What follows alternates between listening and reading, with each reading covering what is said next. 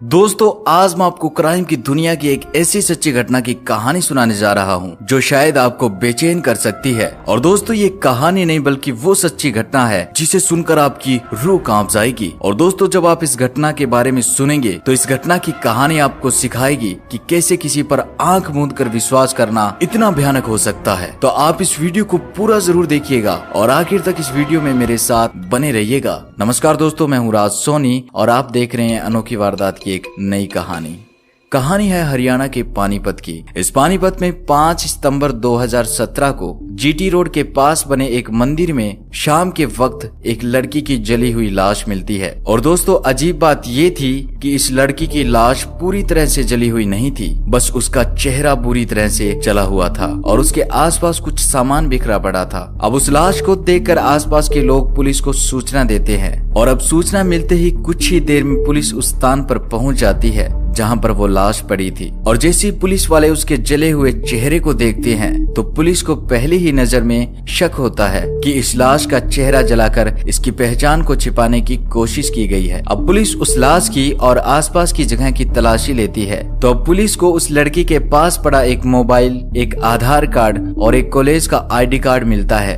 अब पुलिस उस ID card को देखती है तो वह आईडी कार्ड था वहीं के आर्य कॉलेज का जिस पर नाम लिखा हुआ था ज्योति 3rd ईयर और उस आधार कार्ड पर भी यही ज्योति नाम लिखा हुआ था। तो पुलिस को वो मोबाइल, आईडी कार्ड और आधार कार्ड देकर समझने में देर नहीं लगती कि इस लड़की का नाम ज्योति है जो कि आर्य कॉलेज की एक छात्रा है। तो पुलिस उस मोबाइल से नंबर निकालकर ज्योति के घर वालों को फोन करती है और उन्हें बुलाकर वो सारी चीजें दिखाते हैं और ज्योति की लाश भी दिखाते हैं जिसका चेहरा बुरी तरह से जला हुआ था। तो जैसे ही घर वाले ये सभी चीजें देखते हैं तो वो रो पड़ते हैं कि ये उन्हीं की बच्ची ज्योति का सामान है और ये लाश भी उन्हीं की बेटी ज्योति की है जिसका चेहरा तो पहचान में नहीं आ रहा था। अब आगे की कार्रवाई के लिए पुलिस ज्योति के चेहरे और बॉडी की तस्वीर खींच लेती है। अब पोस्टमार्टम के बाद ज्योति के घर वाले ज्योति की लाश को घर ले आते हैं और इसके बाद उनके घर में और आसपास के लोगों में मातम छा जाता है। उनकी बच्ची घर से कॉलेज गई थी लेकिन वापस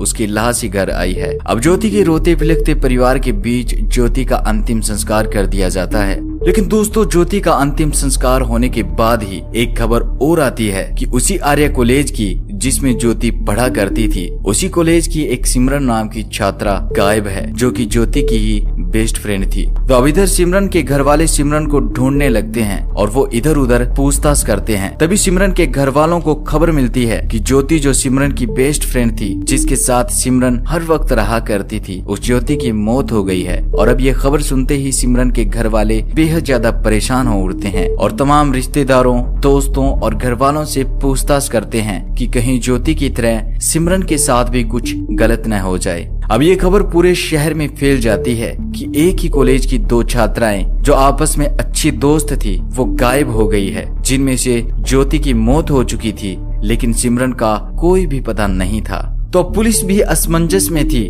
कि आखिर सिमरन के साथ क्या हुआ होगा, वह कहाँ है और कहीं सिमरन को भी किसी ने मार तो नहीं दिया।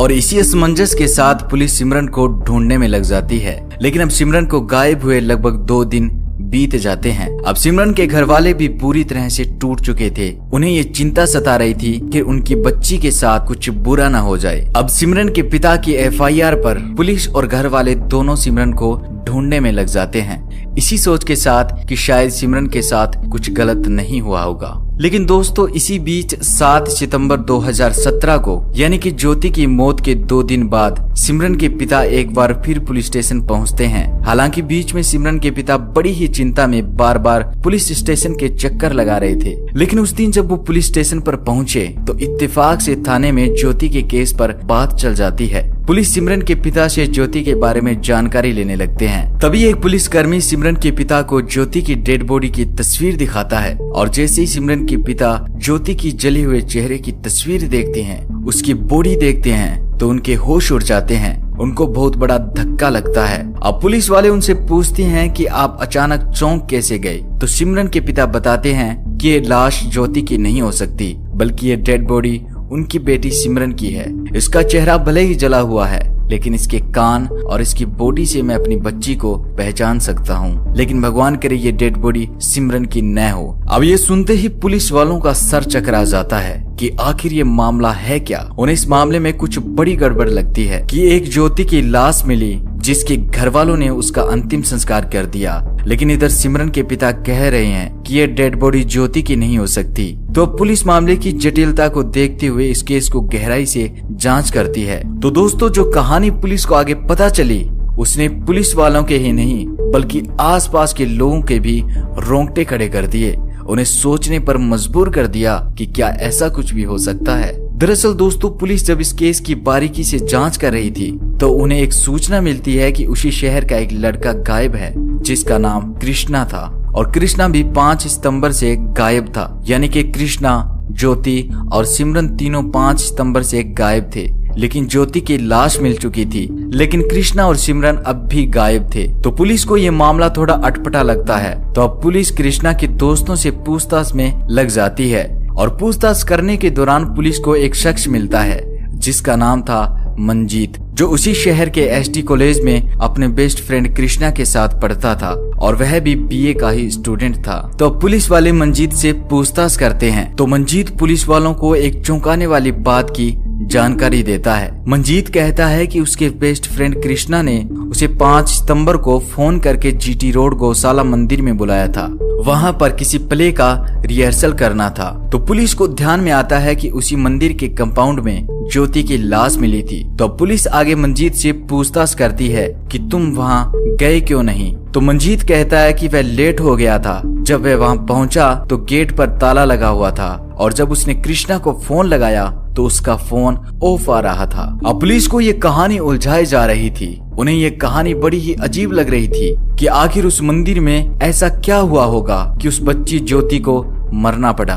तो दोस्तों, इस केस की उलझन को देखते हुए पुलिस एक अलग तरीके से जांच करती है। तो पुलिस सिमरन, ज्योति और कृष्णा के दोस्तों और पड़ोसियों से और उनके जानने वालों से पूछताछ करती है। तो पुलिस को एक बहुत ही बड़ी जानकारी मिलती है। तो ये जानकारी मिलते ही पुलिस तुरंत ही एक टीम बनाती है और उन्हें शिमला के लिए रवाना करती है। तो अब ये पुलिस की टीम उस होटल के उस रूम तक पहुंच जाती है जिसका इन्हें पता बताया गया था। अब पुलिस उस होटल में उस रूम के बाहर पहुंच जाते हैं। अब पुलिसकर्मी उस रूम के बाहर खड़े उस रूम की घंटी बजाते हैं। तो जैसे ही उस रूम का दरवाजा खुलता है तो पुलिस वाले देखते हैं कि उनके सामने वही ज्योति खड़ी थी जिसे वह अब तक मरा हुआ समझ रहे थे। और दोस्तों, ज्योति के पीछे वही कृष्णा खड़ा था जो 5 सितंबर से गायब था। अब पुलिस इन दोनों को देखकर चौंक जाती है और इन दोनों को पकड़ लेती है और गाड़ी में बैठाकर शिमला से पानीपत ले आते हैं। तो दोस्तों, पुलिस वाले भी जानना चाहते थे कि आखिर ऐसी क्या कहानी रही होगी जिस कारण उस मासूम बच्ची सिमरन को मरना पड़ा। और अब थाने में जब इनसे पूछताछ की गई तो इन्होंने वो कहानी बताई जिसके बारे में सोचकर ही सिरहन पैदा हो जाए।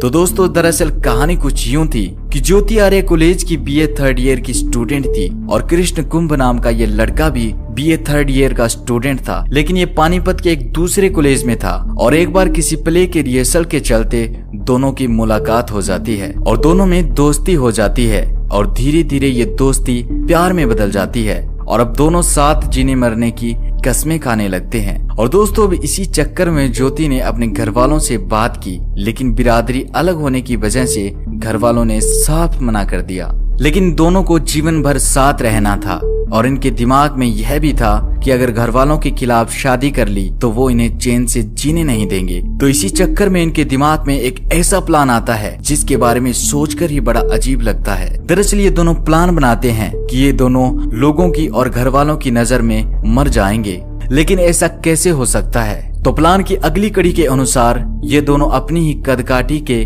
2 शख्स को ढूंढने लगते हैं, एक लड़का और एक लड़की, ताकि उनकी मौत इनकी जिंदगी बन सके। और तभी दोस्तों, ज्योति की नजर पड़ती है उसी के कॉलेज की एक स्टूडेंट पर जिसका नाम था सिमरन, जो कि बड़ी ही सीधी सादी लड़की थी। अब ज्योति सिमरन को अपनी दोस्त बनाती है और अब ज्योति सिमरन के साथ बड़े ही प्यार से रहने लगी और सिमरन भी ज्योति के साथ पूरी तरह से घुल मिल गई थी। सिमरन ज्योति को अपनी बेस्ट फ्रेंड मान रही थी, लेकिन दोस्तों, उस बेचारी को कहाँ पता था कि उसके साथ इतना भयानक होने वाला है। अब ज्योति ने तो अपनी जैसी दिखने वाली लड़की ढूंढ ली थी, लेकिन अब बारी थी कृष्णा की। तो अब कृष्णा भी एसडी कॉलेज के अपने खास दोस्त को चुनता है जिसका नाम था मंजीत। तो दोस्तों अब प्लान के मुताबिक वो दिन आ जाता है जब इन दोनों को इस प्लान को अंजाम देना था। तो अब ज्योति अपनी बेस्ट फ्रेंड सिमरन को पानीपत के जीटी रोड के पास गौशाला मंदिर में बुलाती है किसी रिहर्सल का बहाना बनाकर, और उधर